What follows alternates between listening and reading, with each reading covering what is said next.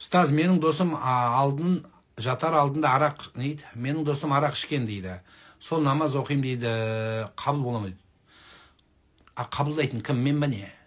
Мен қабылдаймын, мен сенің қабылдаймын, мен анау Орынбасарованың қабылдамаймын, мен Ерландыкін қабылдаймын, Райымбектің қабылдаймын. Оны Алла Тағала өзі біледі, кімдікін қабылдайды, кімдік. Бізден міндет жаным, оқуымыз керек. Сен кеше біреу арақ ішіпті да намаз оқыпты. Сен арақ іштің ғой депті. Арақ іштің ғой депті.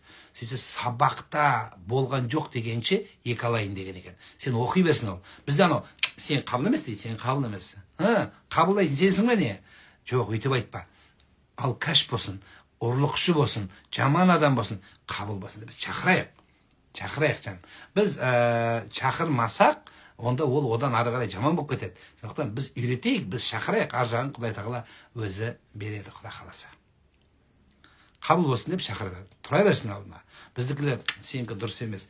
Біреу ана намаз оқыған кезде қолын біреу былай ұстайды, біреу былай ұстайды. Сосын біреу айтты, сен саусағын қимылдаттың, сен намазың. Сен көңіліңді Құдайға байламай, көңіліңді мен саусағымды қимылдатсам да, көңілімді Құдайға байладым. Сен көңіліңді Құдайға байламай, менің саусағымды аңдығаның, сен қабылма, мен қабылма деген бір сөз бар екен. Сондықтан Алла шешеді жаным. Сен аңдыма, бастай берсін. Біреулер бүйтіп қарап отырамыз дейді. Шпионбыз, бәріміз шпионбыз.